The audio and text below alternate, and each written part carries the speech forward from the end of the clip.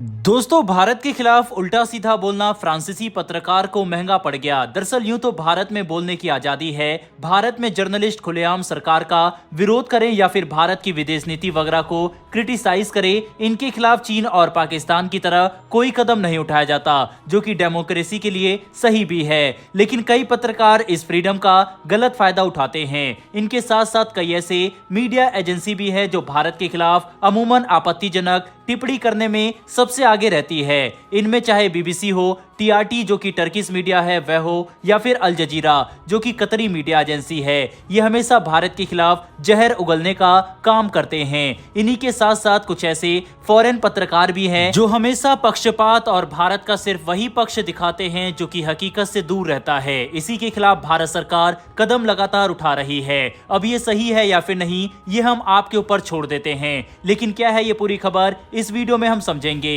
इसके अलावा हमारी दूसरी खबर कनाडा से निकलकर सामने आ रही है। फिलहाल भारत उन सभी देशों से अपने रिश्ते बेहतर करने में लगा हुआ है जिनके साथ पिछले कुछ समय से भारत के रिश्ते खराब हो गए, फिर चाहे उसमें मालदीव हो या फिर कतर ही क्यों ना हो। और अब इसी कड़ी में भारत कनाडा के साथ एक मीटिंग कर रहा है जिसकी अगुवाई भारत के विदेश मंत्री डॉक्टर एस जयशंकर कर रहे हैं। ये मीटिंग काफी अहम होने वाली है क्योंकि अब मोर्चा खुद भारत के विदेश मंत्री ने उठा लिया है। इस मीटिंग से निकल कर आ रही अपडेट के बारे में भी इस वीडियो में हम जानेंगे, इसीलिए वीडियो को अंत तक जरूर देखिएगा। तो चलिए शुरू करते हैं इस वीडियो को। लेकिन उससे पहले अगर आप हमारे चैनल पर पहली बार आए हैं तो नीचे दिए गए सब्सक्राइब बटन को प्रेस कर बेल आइकन को दबा लें, जिससे हमें मोटिवेशन मिलता है और हम डेली आपके लिए इस तरह की वीडियो लेकर आते रहें। दोस्तों, ये बात आपको थोड़ी सी चुभेगी, लेकिन ये सच है कि जब से भारत में बीजेपी गवर्नमेंट सत्ता में आई है तब से प्रेस फ्रीडम इंडेक्स में भारत लगातार नीचे गिरता जा रहा है। हालांकि ऐसा नहीं है कि 2014 से पहले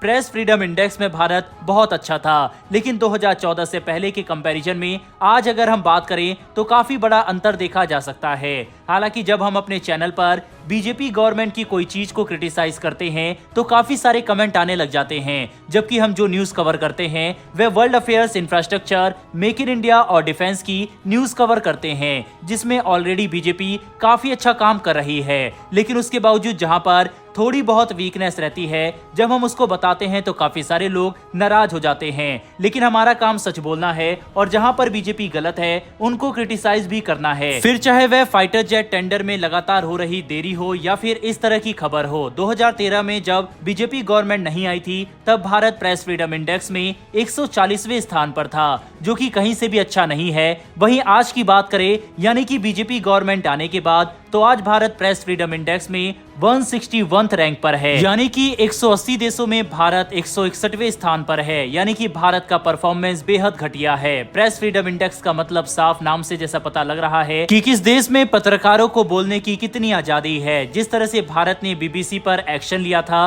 पिछले साल, या फिर अदानी ने जिस तरह से एनडीटीवी को टेक ओवर किया था, अब उसके जो भी वैलिड रीजन हो, इन सभी की वजह से रैंक खराब होती है। वहीं अब भारत ने फ्रांसीसी पत्रकार वेनेसा डॉग्नेक, जो कि 25 सालों से भारत में रह रही थी, उनको भारत के खिलाफ जहर उगलने और भारत की खराब छवि दुनिया के सामने पेश करने के आरोप में भारत से निकाल दिया है। वेनेसा की तरफ से कहा गया है कि उन्हें देश छोड़ने के लिए मजबूर किया जा रहा है। आपको बता दें, वेनेसा ने भारत के नागरिक के साथ ही शादी की है और 25 सालों से भारत में ही रह रही थी। भारत सरकार ने डॉग्नेट का पत्रकारिता परमिट रद्द कर दिया है।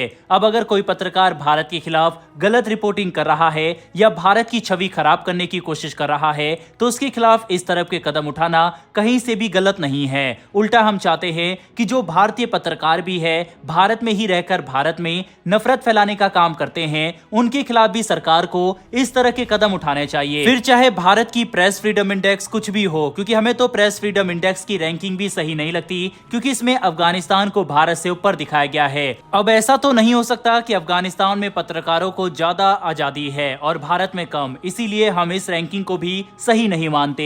हालांकि फिर भी भारत को प्रेस फ्रीडम इंडेक्स में अपनी रैंकिंग को सुधार करने के लिए स्टेप उठाना चाहिए, क्योंकि इससे भारत की छवि खराब होती है और दुनिया भारत के लिए गलत धारणा बनाती है और इससे टूरिज्म वगैरह भी इफेक्ट होता है और एक देश की पहचान तानाशाही के रूप में होती है। इसीलिए भारत को इसमें भी सुधार करने की तो आवश्यकता है। हमने दोनों साइड की स्टोरी आपको बताई है। अब आपके हिसाब से भारत सरकार ने सही कदम उठाया है या फिर नहीं, अपनी राय कमेंट बॉक्स में बताइएगा। फिलहाल बढ़ते हैं हमारी दूसरी खबर की तरफ, लेकिन उससे पहले कमेंट बॉक्स में जय हिंद जरूर लिखिएगा, साथ ही चैनल को सब्सक्राइब अवश्य कर लें। दरअसल दोस्तों, भारतीय विदेश मंत्री म्यूनिख सिक्योरिटी कॉन्फ्रेंस की साइडलाइन में अपनी कैनेडियन काउंटर पार्ट मेलोनी जोली से मुलाकात की। बकायदा एक्स पर अपनी एक फोटो भी भारतीय विदेश मंत्री ने पोस्ट करते हुए लिखा कि हम दोनों ने इस मीटिंग में अपने बायलैटरल टाइज को मजबूत करने और ग्लोबल इशू जो चल रहे हैं इसके ऊपर चर्चा की। साफ है, ये मीटिंग भारत और कनाडा के रिश्तों के लिए काफी अहम है, क्योंकि पिछले कुछ समय से कनाडा से हमारे रिलेशन खराब हो रहे हैं। ऐसे में इस मीटिंग के बाद ये उम्मीद की जा सकती है कि कनाडा से कुछ पॉजिटिव रिस्पांस हमें देखने को मिले, क्योंकि खालिस्तान मुद्दे को लेकर जिस तरह से भारत और कनाडा के रिश्ते खराब हुए, इसके अलावा जिस तरह से कनाडा ने भारत के ऊपर आरोप लगाया, इसके बाद तो भारत और कनाडा के रिश्ते बेहद ज्यादा खराब हो गए। ऐसे में ये मीटिंग काफी महत्वपूर्ण है और इससे उम्मीद है कि आने वाले समय में भारत और कनाडा के रिलेशन मजबूत हो सके। बहरहाल इस वीडियो में इतना ही। इन दोनों ही विषय के ऊपर अपनी राय कमेंट बॉक्स में लिखकर जरूर बताइएगा। फिर मिलेंगे डिफेंस और वर्ल्ड अफेयर से जुड़ी ऐसी एक नई वीडियो के साथ। धन्यवाद। जय हिंद।